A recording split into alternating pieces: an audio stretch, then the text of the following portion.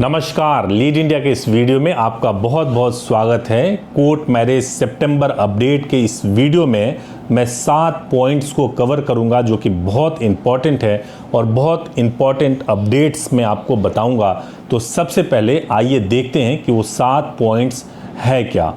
तो सबसे पहला पॉइंट जो कवर करेंगे, गर्ल मैरिज एज पर लेटेस्ट अपडेट क्या है। दूसरा, डॉक्यूमेंट्स को लेकर नए चेंज क्या आए हैं। तीसरा, मैरिज प्रोसीजर किस एक्ट में होगा। चौथा, प्रॉब्लम बहुत लेकिन हिंदू मुस्लिम शादी कैसे होगी। पांचवा, अपने आधार से क्या मोबाइल नंबर लेना सेफ है। छठा, किस प्लेस से कोर्ट मैरिज सेफली होगी। और सातवां, कोर्ट मैरिज की फ़ीस कितनी होती है। तो दोस्तों, इन सभी पॉइंट्स पे मैं आपको बताऊं उससे पहले मैं आपको बताऊंगा कि यदि आप कोर्ट मैरिज करने के बारे में सोच रहे हैं या आपके मन में कोई विचार है, कोर्ट मैरिज से संबंधित कोई शंका है, कोई सवाल है, तो आप बेझिझक हमारे हेल्पलाइन नंबर 8800444555 पर कॉल कर सकते हैं। सुबह 9 बजे से लेकर शाम को 8 बजे तक बात कर सकते हैं, फ्री में बात कर सकते हैं और बात करके आप अपने सभी शंकाओं को दूर भी कर सकते हैं। तो दोस्तों, आइए सबसे पहले पॉइंट पे बात करते हैं कि लड़कियों की शादी की एज में क्या परिवर्तन आया है। आपने मेरे ही चैनल पे वीडियोस देखे होंगे जिसमें लड़कियों की शादी की एज को लेकर के मेरे ही चैनल पर आपने एक वीडियो देखा होगा, जिस वीडियो में मैंने आपको बताया है कि कैसे हिमाचल प्रदेश में वहाँ की सरकार ने विधानसभा से बाल निरोधक कानून को पारित किया है, उसको अमेंड किया है और उस अमेंडमेंट में यह बताया है कि अब लड़कियों की शादी अगर 21 वर्ष से कम उम्र में होगी तो बाल विवाह माना जाएगा। लेकिन दोस्तों, मैं आपको यह भी बताना चाहता हूं कि अभी यह अधिनियम कानून नहीं बना है, अभी केवल विधानसभा से पारित हुआ है। पहले गवर्नर का साइन होगा, उसके बाद से यह विधेयक कानून का रूप ले लेगा और उसके बाद मालूम चलेगा कि इसको सरकार कब से इम्प्लीमेंट करेगी। लेकिन इसके कई डायमेंशंस है जिसको मैंने पिछले वीडियोस में बताए हैं, उसको ज़रूर आपको देखना चाहिए। लेकिन अभी मैं आपको यह बता सकता हूं कि यह भी खबर है और बहुत पुख्ता खबर है कि आने वाले दिनों में केंद्र सरकार भी लड़कियों की शादी की एज में परिवर्तन कर दे।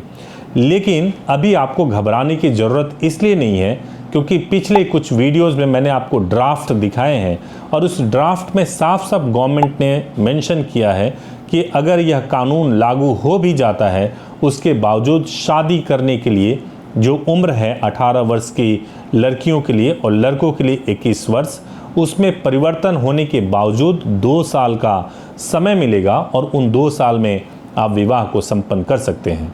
तो आप अपनी स्थिति के अनुसार आकलन करके आप निर्णय कर सकते हैं। इसमें किसी भी तरीके से घबराने या परेशान होने वाली बात नहीं है। अगर फिर भी आपके मन में कोई शंका हो तो आप हमारे हेल्पलाइन नंबर पर ज़रूर बात कर लें और वहां से आप अपने शंका का निवारण कर सकते हैं। दूसरा पॉइंट है कि डॉक्यूमेंट्स को लेकर के क्या चेंज आए हैं। तो दोस्तों, मैं आपको बताऊं कि डॉक्यूमेंट्स को लेकर आप सभी जानते होंगे कि आप चाहे किसी भी शहर में कोर्ट मैरिज करना चाहते हैं, आपके पास आधार कार्ड जरूर होना चाहिए। आधार कार्ड के साथ जरूरी है कि आपके पास में बर्थ को साबित करने के लिए, डेट ऑफ बर्थ को प्रूव करने के लिए आपके पास बर्थ सर्टिफिकेट या 10th की मार्कशीट या सर्टिफिकेट होना चाहिए। इसके अलावा आपके पास में बर्थ सर्टिफिकेट हो, उससे भी साबित हो जाता है। मैं आपको बताऊं कि खास तौर से यूपी में गाजियाबाद में यह मैंडेटरी किया गया है कि आपके पास में अगर बर्थ का कोई प्रूफ नहीं है तो भी आपको कुछ डॉक्यूमेंट्स ज़रूर लाने होंगे। जैसे आपके पास में स्कूल लिविंग सर्टिफिकेट हो, ट्रांसफर सर्टिफिकेट हो या फिर आपके पास कोई डॉक्यूमेंट नहीं हो तो कोई medical officer, chief medical officer आपको यह सर्टिफिकेट बना करके दे दे कि आपकी एज 18 वर्ष से ऊपर है, तब भी काम करेगा वह डॉक्यूमेंट।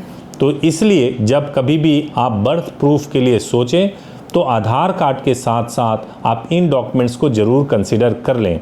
कोई कन्फ्यूजन हो तो हेल्पलाइन नंबर पे बात कर लें, वहाँ से आपको पूरी गाइडेंस मिल जाएगी। बर्थ प्रूफ के अलावा ज़रूरी होता है कि आपके पास में एक आईडी प्रूफ भी हो, जैसे पैन कार्ड हो, वोटर आईडी हो।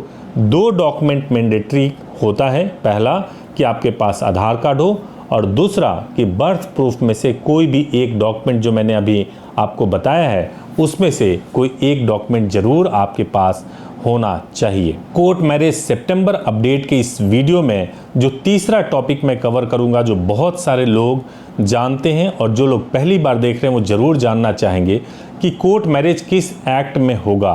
दोस्तों, आपको मैंने पहले भी अनेक वीडियोस में बताए हैं, लेकिन इस वीडियो में मैं आपको और स्पष्ट तरीके से बताना चाहता हूं कि कोर्ट मैरिज दो तरीके से होता है। पहला तरीका यह है कि आप मैरिज कर लें और मैरिज करने के बाद से आप अपने मैरिज को कोर्ट में रजिस्टर्ड करा लें, और दूसरा तरीका यह है कि आप स्पेशल मैरिज एक्ट में आप अपने मैरिज को करा लें जिसमें रिचुअल परफॉर्म नहीं कराया जाता है। अब आपको ये दोनों सिनेरियो समझना जरूरी है। पहला सिनेरियो यह है कि स्पेशल मैरिज एक्ट में तब आपको शादी करने की ज़रूरत होती है आप दोनों ही अलग अलग धर्म के हों, और नॉर्मल तरीके से आप अपने धर्म के हिसाब से शादी नहीं कर सकते, तब जरूरी होता है कि आपको स्पेशल मैरिज एक्ट में शादी करना चाहिए। लेकिन अगर आप दोनों का धर्म सेम है, जाति अलग अलग भले ही क्यों ना हो, अगर धर्म सेम है तो घबराने की कोई बात नहीं होती है। आप मैरिज करके मैरिज को रजिस्टर्ड करा सकते हैं, और मैरिज करके मैरिज का रजिस्ट्रेशन कराने के लिए जिस एक्ट को फॉलो किया जाता है वह हिंदू मैरिज एक्ट हो सकता है, मुस्लिम मैरिज एक्ट हो सकता है, क्रिश्चियन मैरिज एक्ट हो सकता है।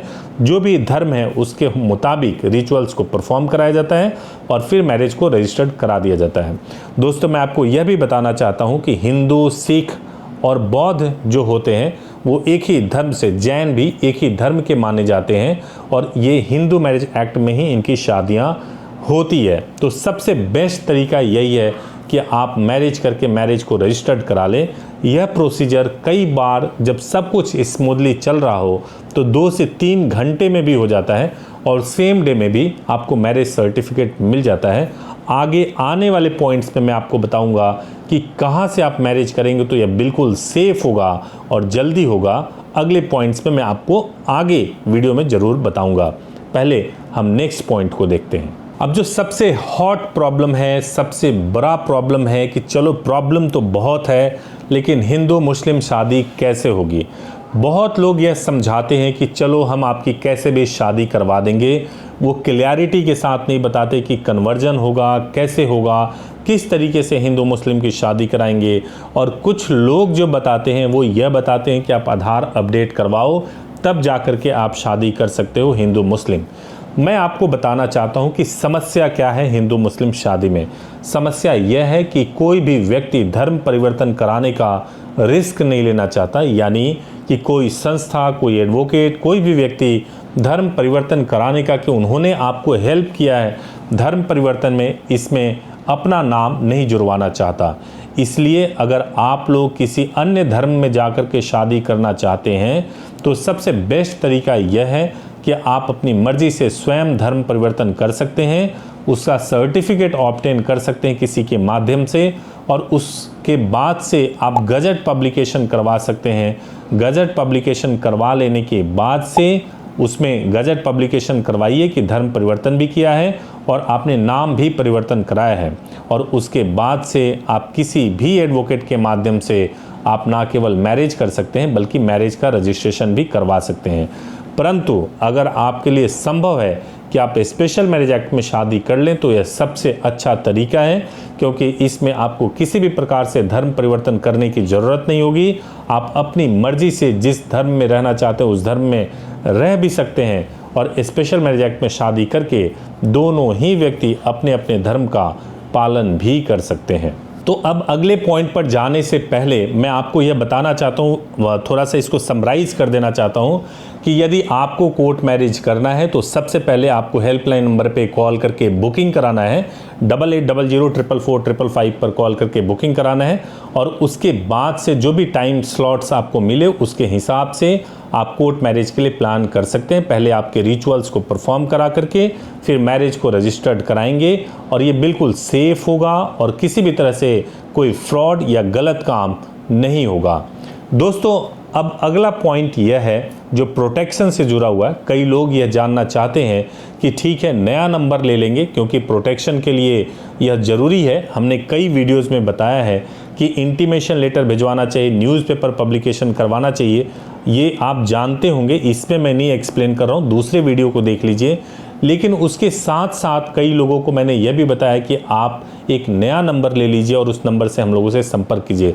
तब आपका एक सवाल होता है कि आधार कार्ड, अपने आधार कार्ड से क्या मैं नया मोबाइल नंबर ले सकता हूं या नहीं ले सकता हूं। तो मैं आपको बताऊं कि गवर्नमेंट की वेबसाइट पे अगर आप अपना ओरिजिनल मोबाइल नंबर डालेंगे तो उससे पता चल जाएगा कि बाकी कितने ऐसे नंबर्स हैं जो आपके आधार कार्ड से इशू हुए हैं, और यह बहुत ही आसान है। तो इसलिए सेफ्टी यही है कि आप अपने आधार से नंबर ना लें, नया नंबर ना लें।